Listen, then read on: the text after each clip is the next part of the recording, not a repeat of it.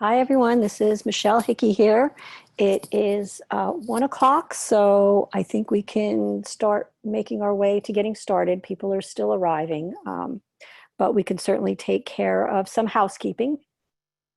If you haven't already, please turn your webcam off and set your microphone to mute. That helps us avoid interference. We have over 160 people registered today, so there's going to be a big crowd, a big virtual room. There will be time, if you're wondering, there will be time for question and answers at the end of the program. You can post your questions in the chat box, and I will bring them back up again at the end when Joe has finished his presentation. If you would like to send a question privately, send it to Dennis Miller Host. That's me. If you'd like to be a little anonymous about what you're asking, which is fine with us. Just know that we will circulate a recording of the webinar that will include the slides. So if you have to drop out early, or you want to review something later, or you want to take another look at the slides, you will have all of that by the end of the week. It is 1:01. So I'm going to get started because I do want to be respectful of everyone's time. I want to welcome you to the last, but certainly not least, episode in our Spring 2020 webinar series, Supervising in This Time of Work from Home and Social Distancing, by Joe Duffy. And I'll get to his photo and his bio, but you should be able to see him in the video also. Joe is a senior vice president with Dennis Miller Associates. We use the term loosely, but he is somewhat technically retired after a 45-year career in health and social services administration. In 2018, he wrote and published Being a Supervisor 1.0, a handbook for the new, aspiring, and experienced supervisor. It's a wonderful book. It's a great read, and one of those books that I know you'll want to keep handy for the various human resources questions and issues that come up over one's career. He provides leadership and training and workshops on human resources and being a supervisor throughout the United States and internationally. He is also a peer reviewer for the Council on Accreditation, through which he conducts accreditation surveys across North America for human service organizations that are committed to best practices. He and his wife are also volunteer puppy raisers for Seeing Eye. I guess we'll have to forgive him if we hear any, interesting noises in the background. But he's also working for us on recruitment for Dennis Miller Associates for our nonprofit leadership searches. So I am going to, Joe, I don't know if you can unmute yourself, but I'm going to find you and try to help that process along. Oh, good, you found us. Okay, Joe, I'm going to turn it over to you and welcome everyone to our webinar. Okay, you want to go to the next slide, please? Good afternoon, everybody. Thank you so much for joining us. I'm going to get right into the slides. Before I start with the first step, I have this slide here, what I call the 12-step primer. Some things to consider that'll make it easier, I think, as you go about trying to implement any or all of the 12 steps. So the first one, and this may seem not to make sense. If you're on this, you know something about Zoom, but I'm not too sure how much you do know. And so it'd be important for supervising in a virtual environment to become familiar with different social gathering platforms. The one I'm most comfortable with is Zoom, and so that's what we're using today.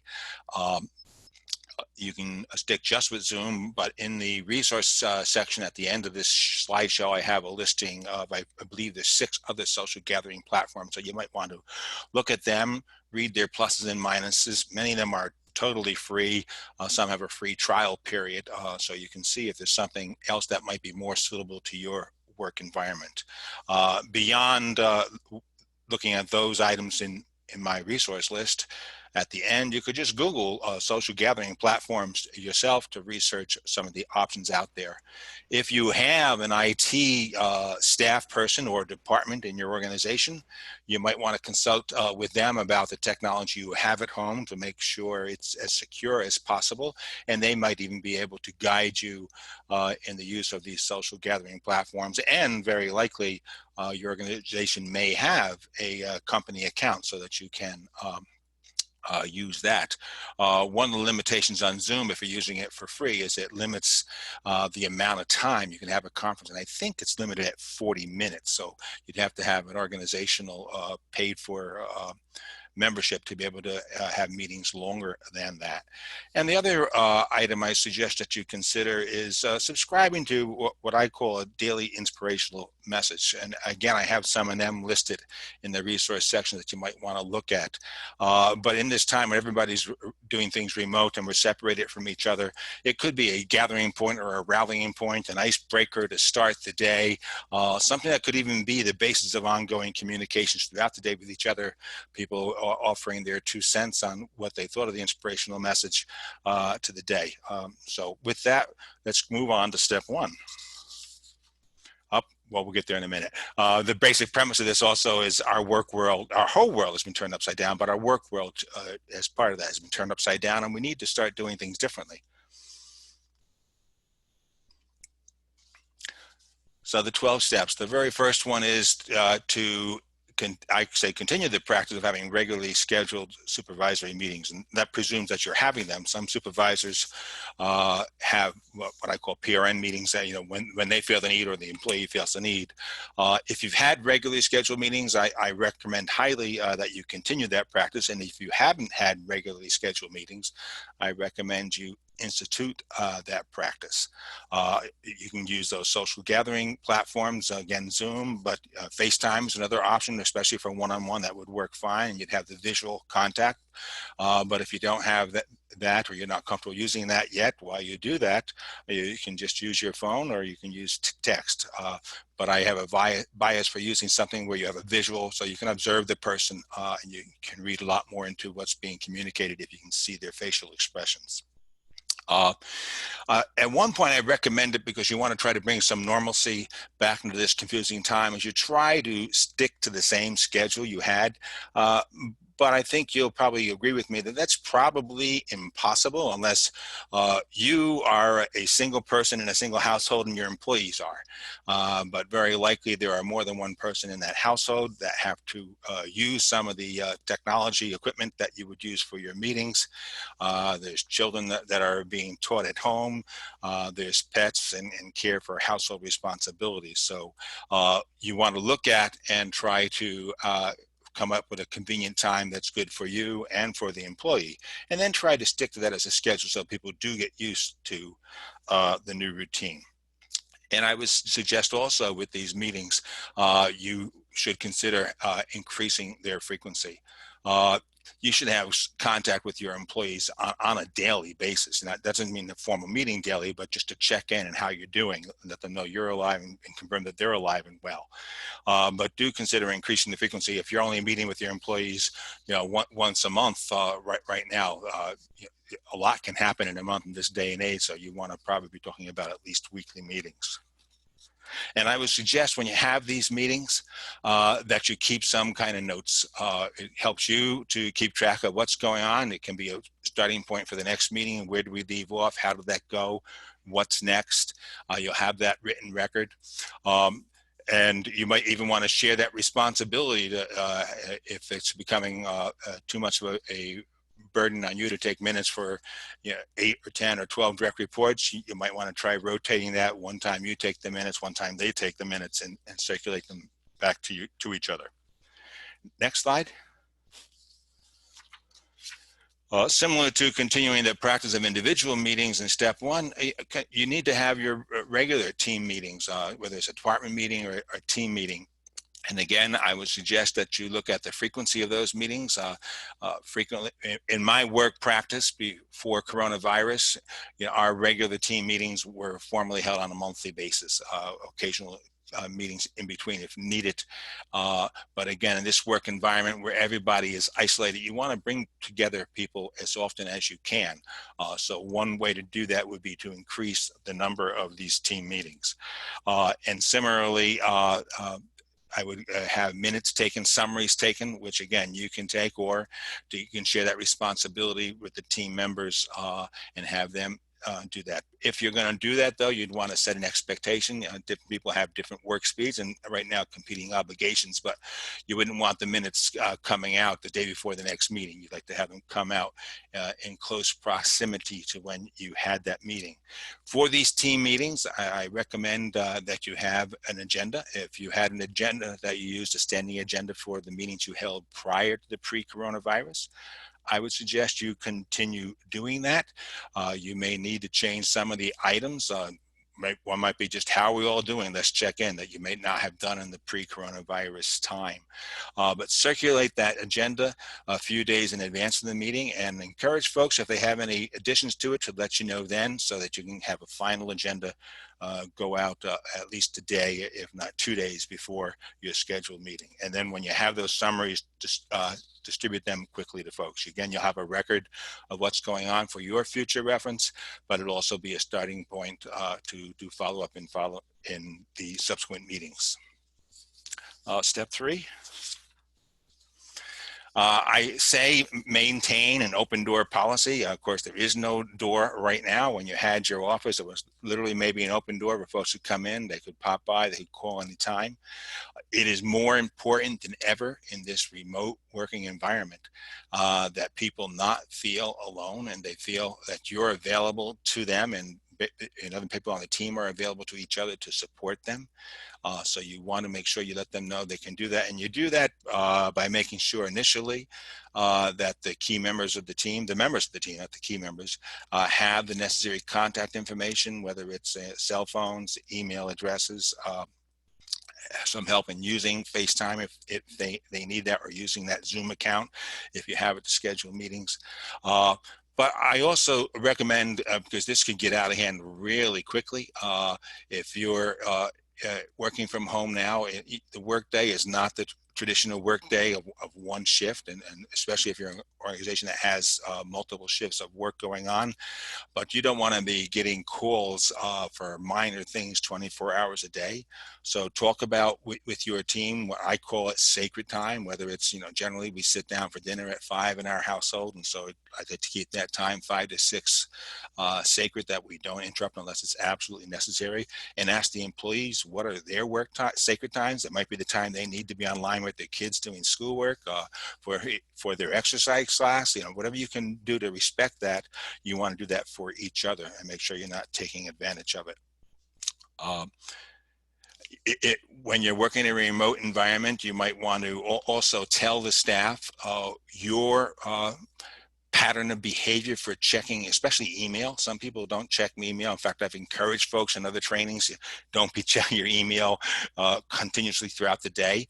That's a time waster for you. And so you might want to talk to your staff and let them know you're in the habit of checking the email at certain times of the day. And so if it's something that can't wait until you're checking it, then maybe they need to text you or call you. But that would help. And the same thing for your communications with your staff. If you have an understanding, you have to keep a little record for each person, what their preferences are for ways to communicate and when to best do that. Step number 4. So you want to communicate now frequently and with variety. And of course, you have that challenge of not being able to do that in the work site.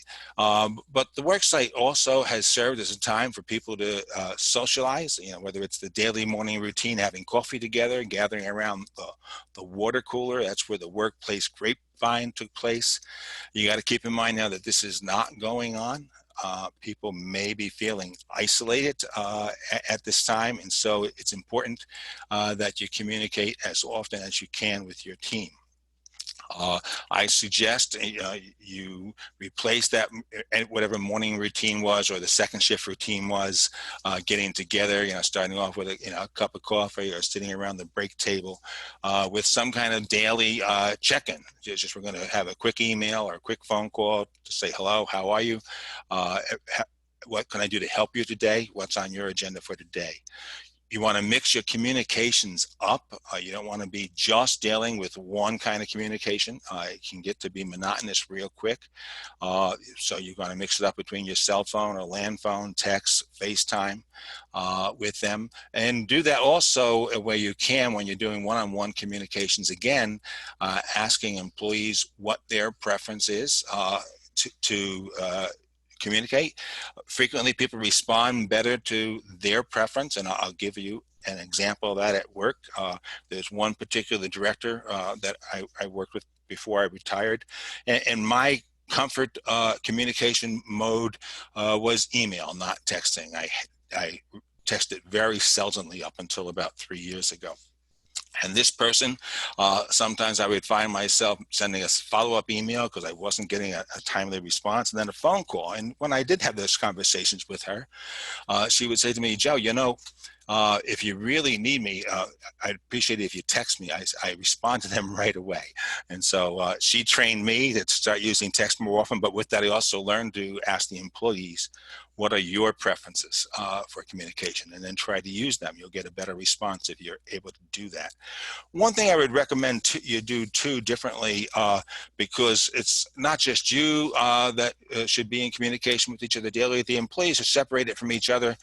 Certainly they'll have times when they're working on projects together to be FaceTiming or just talking on the phone, but you should consider having buddies and have just a basic responsibility. You can set those own rules, but it could be as basic as, at the beginning of the shift, just a phone call from one to the other, or a text. I'm here now. How's your day going? What's on the agenda?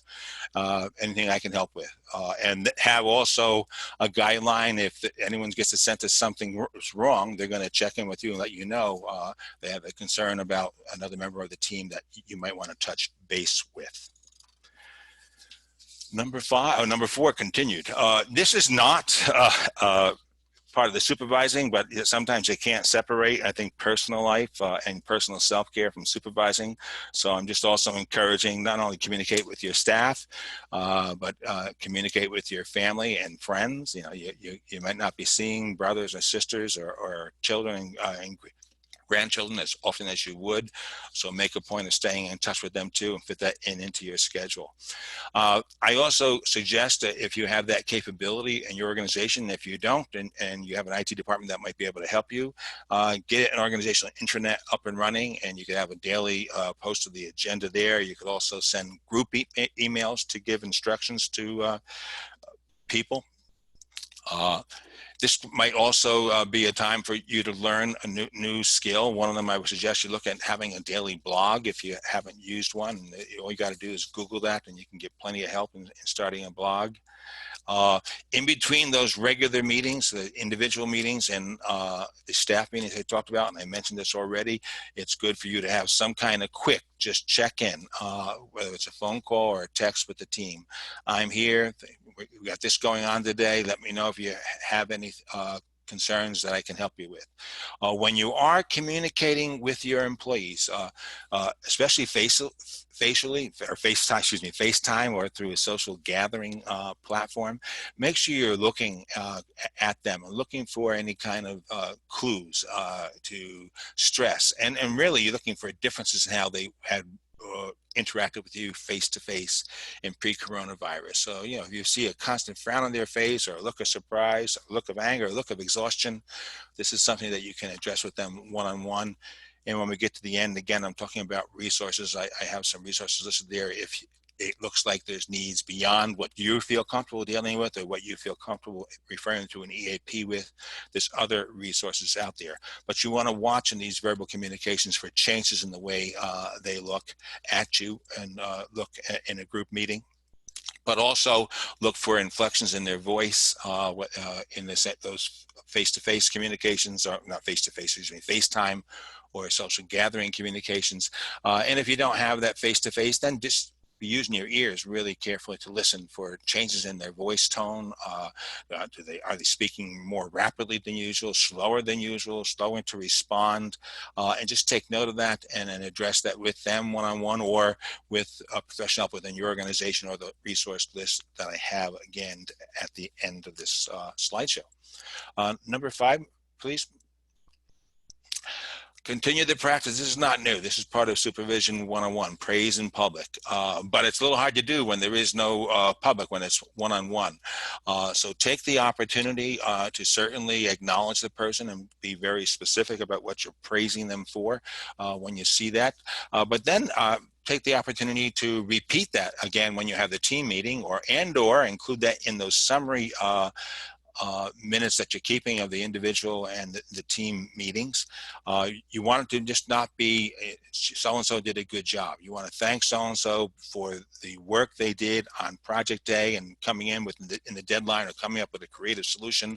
Be specific as to what you're praising them for. Keep a record of any kind of praiseworthy communication that you give. At some point, and we're going to talk about that in a few slides further ahead, you're going to be doing an annual performance review, and you're going to need some resource material to include in that. So this kind of information certainly would be helpful for that in conducting the annual performance review. Number 6. The other side of that coin is, it just says, I would say in teaching Supervision 101 in pre-coronavirus time, and criticize in private. There are some supervisors that think it's motivating. People will never make that mistake again if you call them out on it and dress them down in public. And if you ever had that done to you, I think you would disagree with that kind of approach. And I think it's even worse if that happens now. People are already feeling stressed and isolated. They don't need to have to worry about if they're going to be in a team meeting, if they're going to be singled out for having screwed up. So if you have a concern, you document it. And then you deal with them one-on-one, pointing out what it was you consider to be wrong, and how you want them to go about correcting it, why, and what needs to be done to make it better. And similar to the praise, though, again, you want to be keeping a record of this for 2 reasons. One is if it's something that's going to deteriorate or keep recurring, then it may become the occasion for some kind of progressive discipline. So you want to have that written record of when you've addressed it before, for yourself, for that action, and for the HR folks when you do that. But also the other one is, again, for annual performance review time, you want to be able to have these records you can refer to when you're putting together an annual performance review. Slide 7, which is the next one then. Continue the practice of annual performance reviews. I always like to say, again, when teaching supervision, that employees, if you're a good supervisor, should always know where they stand with you. And so if you're practicing those prior 2 slides, praising in public and criticizing, providing feedback in private, they should have a pretty good idea. But even though and if you're doing that and they should know where they stand, it's also a good practice, and it's probably also compliant with most organizations' policies that you have some kind of annual review. And so I'm suggesting you continue that practice. You want to keep your notes from your individual and your team meetings of what people have been doing, both positively and negatively. The approach to it will probably be different than what you did at work. Most often, an annual review has been done face-to-face. Some organizations have done them in recent years by email, or even by filling out the forms online and having face-to-face discussions online with the supervisor. But most often it has been face-to-face, and you just can't do that now. Here's one where I would recommend doing this through FaceTime or through a Zoom meeting. But if you don't have that capability, or you're uncomfortable with it, it's something that can be done back and forth by exchanging emails. It's going to take a little bit more time that way.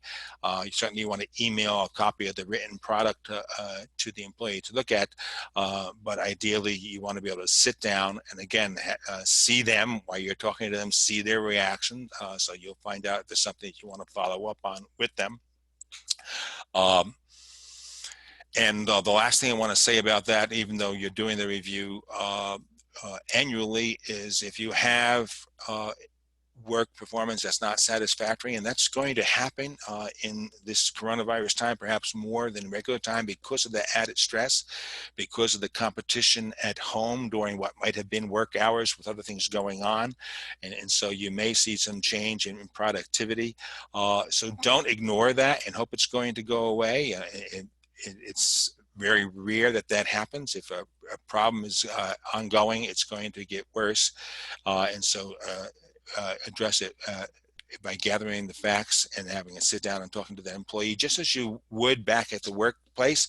And so just as you would back at the workplace too, if this is not something that ends at your desk, you want to make sure you're communicating with whether it's your boss, whether it's HR, your attorney, or both. But don't let it go. And especially right now, if that job performance is suffering because of the stress of this whole situation, because this is something then that maybe you can identify a problem that's not only going to improve their work product, but it's going to be a lifesaver for them right now in their personal life. Okay, number 8. A lot of people talk about it's important to treat people equally, treat everybody the same. And certainly there's the legal interpretation of that, and that's very important, that you treat everybody equally under the law. But you have to recognize, if you haven't done that in the pre-coronavirus time, all your staff are also have differences. They might have the same credential, but they have different work styles. Some work faster than others, some work slower than others, some need to have more guidance and some need to have less guidance. And so I say it's important to treat your employees in a fair manner, not necessarily an equal manner. What I mean by that for these purposes is, if this person needs more of your time, then you might need to have an individual meeting with them 1 or 2 more times a week than you would with other employees. If you treat everybody equally, then you're going to have some employees waiting to get off that meeting because it was already covered in yesterday's meeting. And that's not making a good use of their time or your time. And if you're doing that, then you're taking time away from someone else that needs it more. So you need to talk with your employees, find out how much help they need, how much time you're comfortable with and how much time they're comfortable with as far as the frequency of those meetings, and then schedule them accordingly, excuse me. When doing this, also, you got to avoid showing favorites. In any kind of workplace, it's likely when people see someone spending a lot of time with the boss, the supervisor, that all of a sudden they're seen as friends. And so if you're treating people fairly, and that means giving some person more time, some people may think that that's favoritism. You think it's need. Now that's probably less of a problem in this situation, because the employees aren't going to necessarily know how often you're talking to which employee and for how long. But make sure you're not showing favoritism in terms of who you're giving all the praise to, certainly who you're giving all the criticism to if that happens. Just watch between being fair and being legal. Number 9, and this is you might think this is repetitive, but I like to address this separately too. Certainly praise. So we talked about step 5, and continue the practice of praise. Rewarding good behavior is a great incentive for getting more good behavior. And that could be challenging in the workplace before. Again, within the limitations of your budgets, you might have done things such as giving out tickets to sporting events or shows or movies or restaurants. Of course, that's not practical right now, though depending on where you are in the country, some of these restaurants are opening up. They might actually appreciate the business if you're able to give away gift certificates for that. And again, if you're going to do that, that could be for future use also. 2 things I want to say about that before I go to the third bullet is giving rewards should be rewards that are meaningful to your employees. I always cite the example, one of our board members had rather good seats for New York Giants games. And so he gave me tickets to give away, and I gave it to an employee, and I thought that employee would be thrilled, and I didn't realize until someone else told me he was a Jets fan. So you should not assume you know what's going to be something that would be rewarding to your employees. You find out from them what it is. You don't necessarily want to do this right now because you have so many other things on your plate, but in some workplaces, there are even questionnaires that HR gives out sometime around hiring time into how they like to spend their social time, or how they like to be rewarded. And so you can identify that way just through simple questionnaires. Well, going on to the third bullet, and my second idea is reward to their likes, not to your likes. Be creative. Again, perhaps these gift certificates to movies and shows don't work, but right now in this day and age, it may be a gift certificate for an online exercise class, or an online yoga class, cooking classes, movie subscriptions online, a bookstore. A free coaching session can be a great gift to give somebody right now. And what I wanted to do right now is, and I'm going to just pause me for 10 seconds in case you want to go to the chat, but I bet with all the people that are on the call right now, there's more than 5 dozen according to the screen, you can think of some other creative ideas, and I'd love to hear from you. So if you want to hit that chat and either hit to all or hit to the host, Michelle, and what are some things that you think might be, or if for you that would be rewarding, but that you think might be rewarding to your employees, that we could add to this list. Okay, I'm going to just wait a second or two to give people a chance to manage with that response.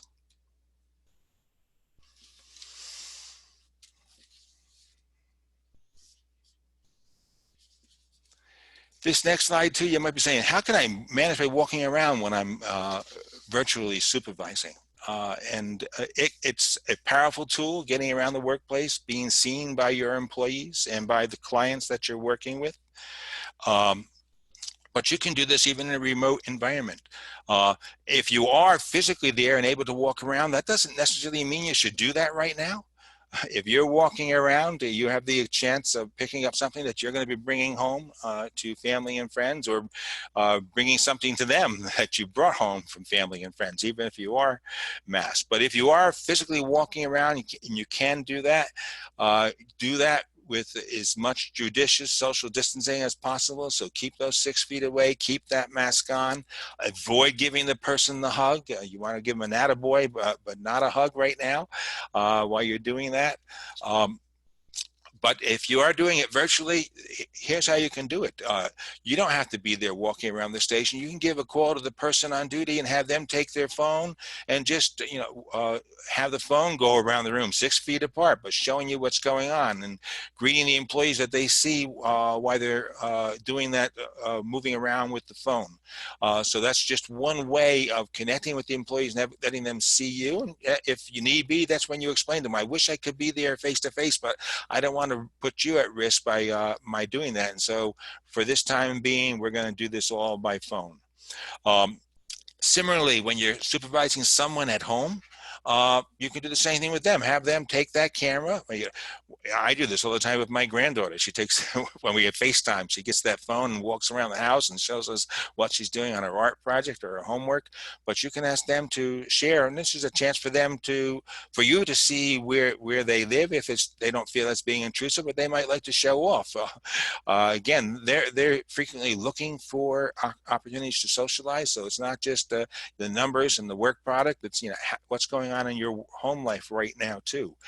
And the other side of the coin, then that last bullet there, is to reciprocate. And if you're home supervising and you're having a FaceTime, then turn that phone around on your own work here in your own home. Let them see you playing with that dog that you're raising for the seeing eye, or that cooking that you're doing. Don't keep it just sticking to the numbers. Okay, number 11. And again, when I was teaching Supervision 101 in the pre-coronavirus time, I always like to use what I call the Ed Koch School of Business. If people that know who Ed Koch is, he's a well-known former mayor of New York and congressman from New York. And one of his famous lines was, "How am I doing?" As Mayor Koch walked around the city and the reporters were there, he'd say, "How am I doing?" Sometimes he got answers he didn't like, but people would answer him, and you want to know how you're doing. And again, in this virtual communication, especially if you're doing it by email and by text, you're not seeing the inflection behind what they're saying when they text you. If they're following text protocol and do all caps, I guess then you are seeing that they're angry with you.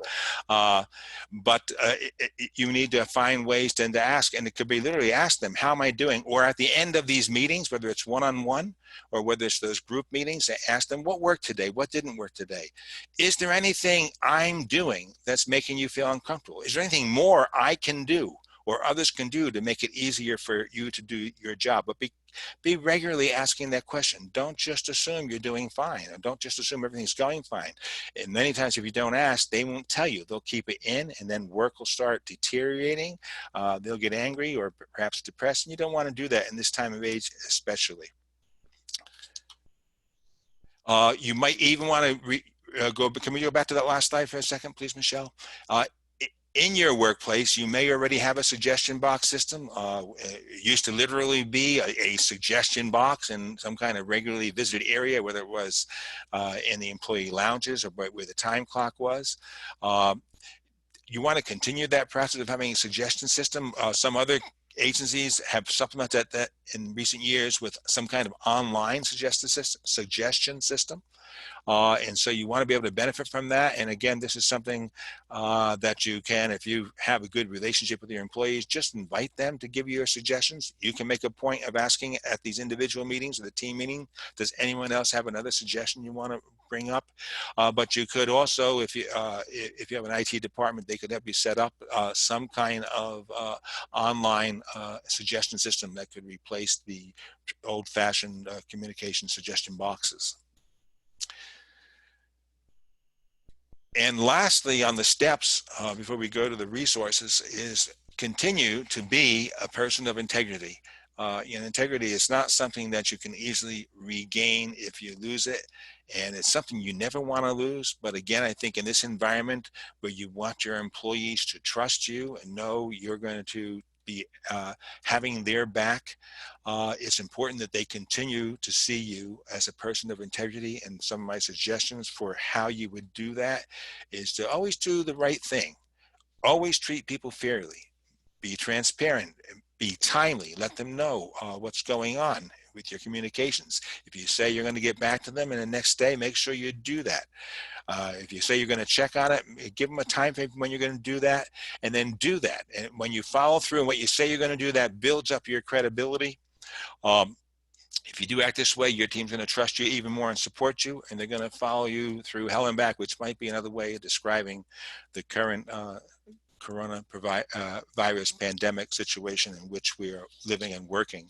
I think I'm ready to move to a couple of the resources I wanted to mention to you.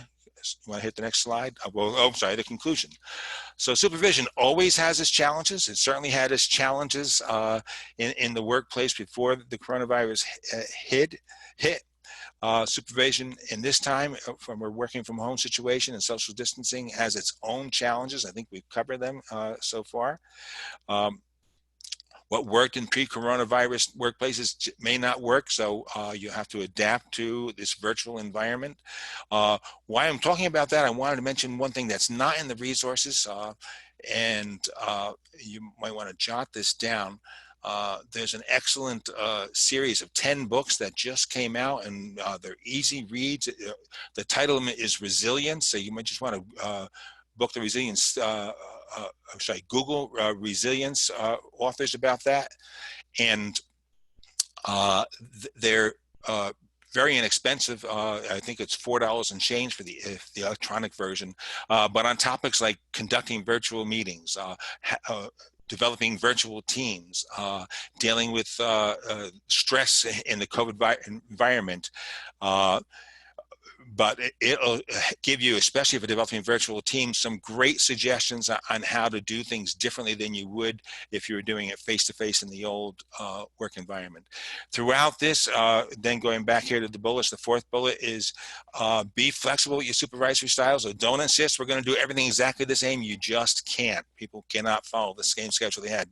Be flexible with them. The important thing may not be that they're on the clock from 9 to 5. It may be that they're getting 10 cases a day or 10 10 calls a day done, whatever the work product is goals that they do. But look at the end product and not how they're spending every minute of the day doing that. And I think these 12 steps will be an aid to you in helping you to be flexible and ease some of the added stress of the coronavirus work environment. Now to those resources. This first slide of resources are what I call legitimate resources that are generally recognized for information about coronavirus, the incidence of it, what the current guidelines are for protecting yourselves in the workplace, what's open, what's not open.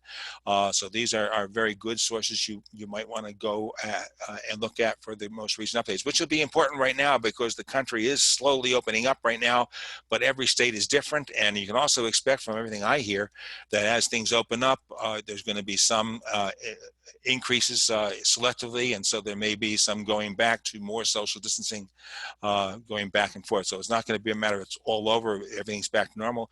One of the things too, one of the books in that resilience series I talked about is the new abnormal. So the old normal is not going to be there. We're going to have something different when we're all finished with this. Second, resources.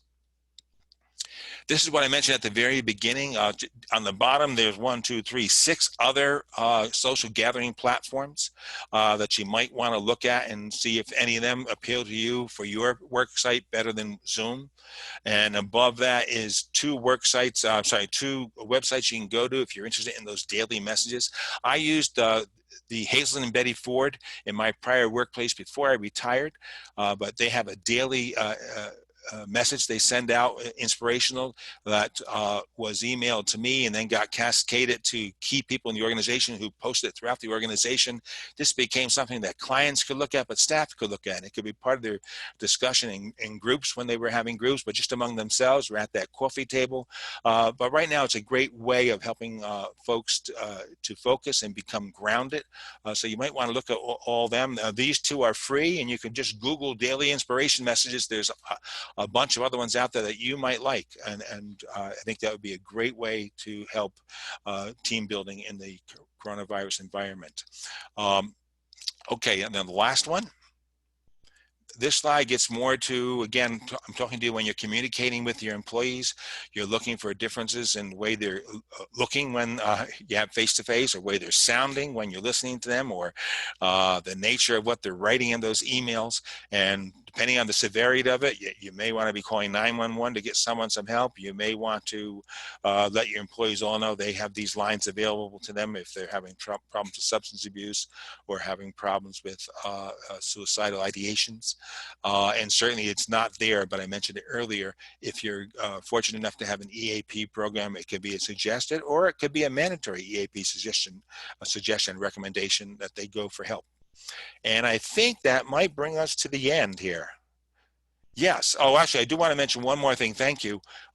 If you see there on the bottom left-hand corner, that's my website, can'tstopleading.com.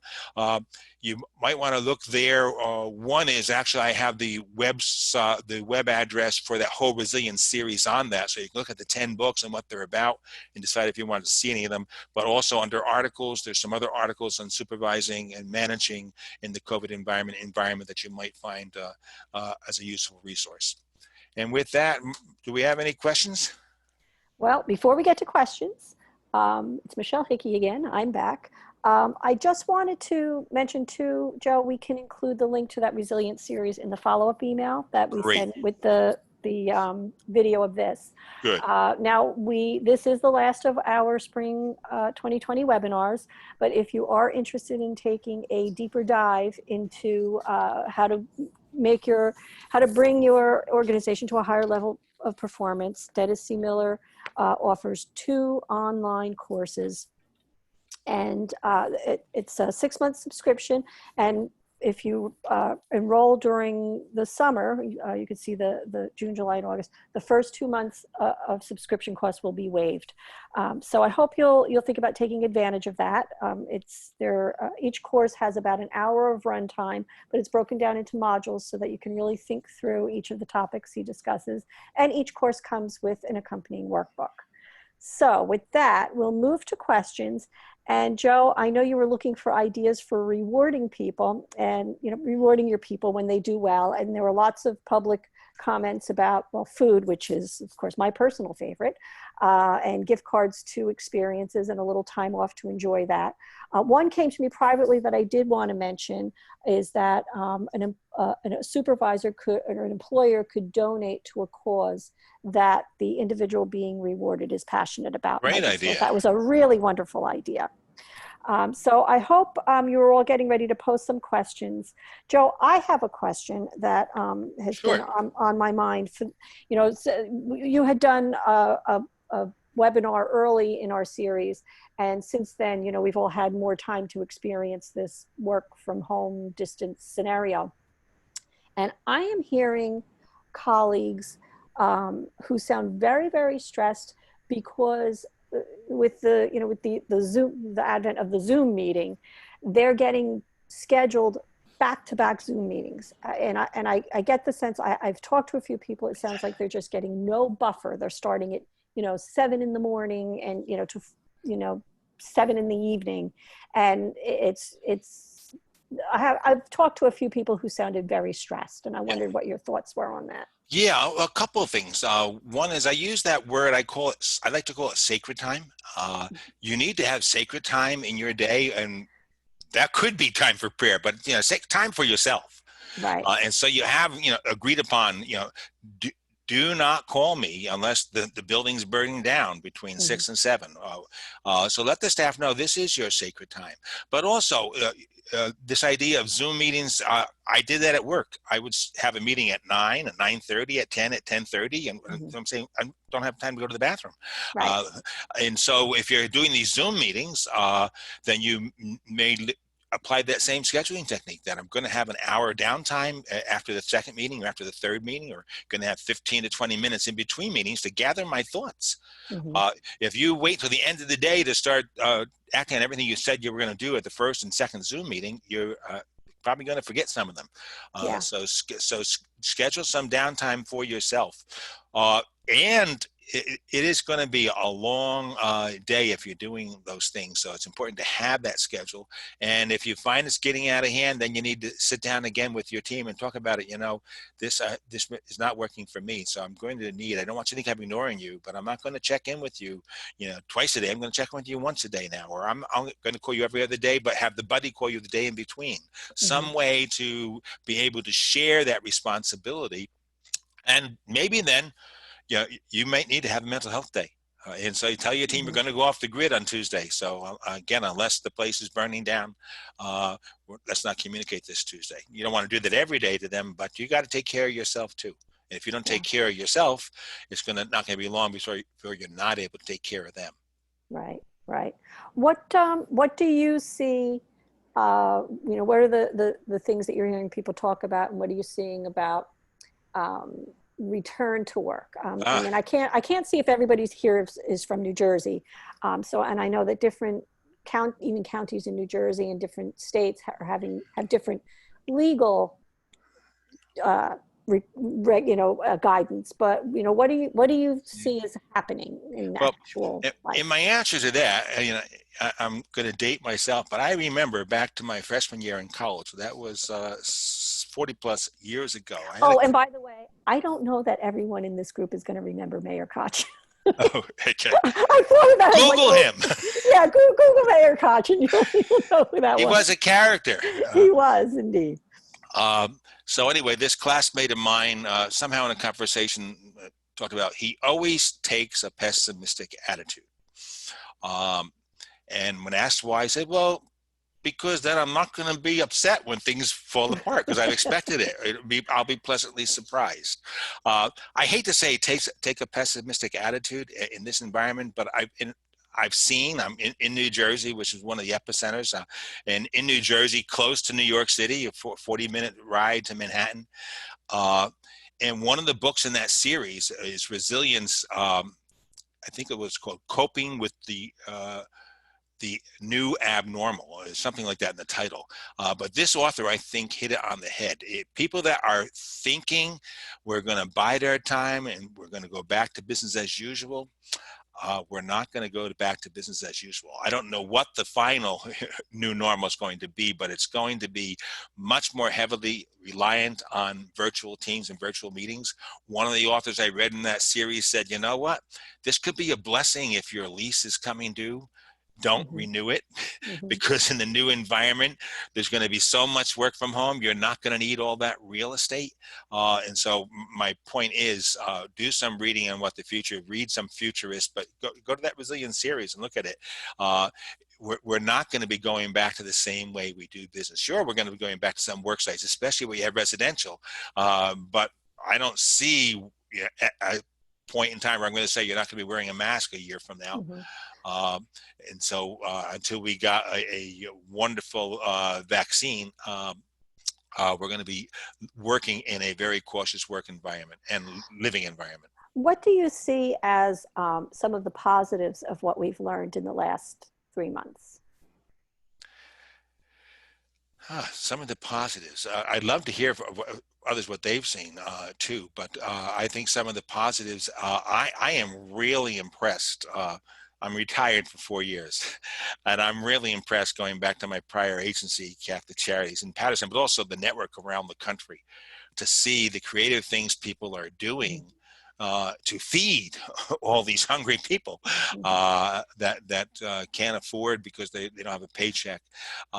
And to, right now in our diocese where I worked, we used to have an annual food drive this month that would bring in food literally to fill our pantries for the summer, because every summer people that donated food weren't donating because they were on vacation. People that were getting food in schools weren't getting because they were on vacation.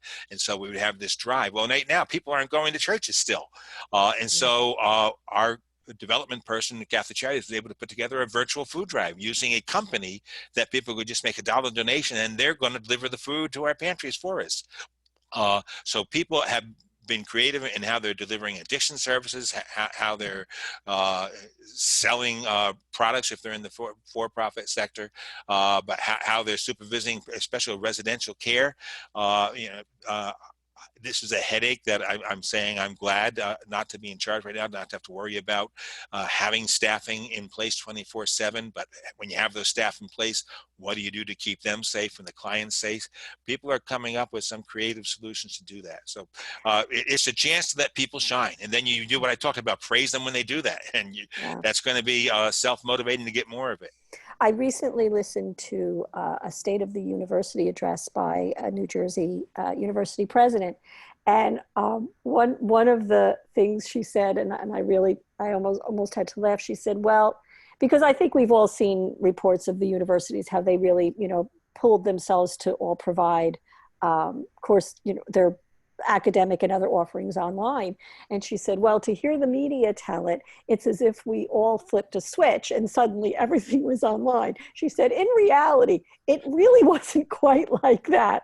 But again, in those scenarios, I think there was just an enormous and very generous pulling together to keep mission going. Oh, Michelle, you just reminded me of something I should have said early on in the slides. As you're learning these social platforms, you don't want to schedule your first meeting with 50 people and not have done one. So practice. Start with a family member or two and see if you can Yes. host a meeting and schedule it and open up the chat and split the screen. You don't want to have that disaster when you hit that switch button the first time. So in Absolutely. small steps. In small steps. And also, I want to say my very small church community, when our pastor was concerned about how she would fulfill the mission of her organization, the average age of our regular church attendee is, I know I'm probably being generous in saying it's 75. And we thought, we had this conversation about, oh my gosh, how are we going to do this? How is Zoom going to work with this group? And I want to tell you, I am so impressed by how they picked up their laptops and their iPads and phones, and they have been participating. They haven't missed a meeting. They haven't missed an educational program or a service. So it's just interesting to see. I feel like right now I'm sensing a lot of resilience, and I think that's a good thing. Good. Let's see. I have a question that came in as a text. This is actually a really good question. This comes from Dennis. I better give him credit for having a good question. He says, if I am a supervisor today, hang on, just lost it on my phone. If I'm a supervisor today, how can I best prepare my career for advancement into management? Well, this is an opportune time. Or senior leadership. He says in Okay. management or it's to senior leadership, sorry. Uh, I think a couple of recommendations. One, you already mentioned one of them, Michelle, and that is look at the online courses on the Dennis C. Miller site for becoming a highly efficient executive.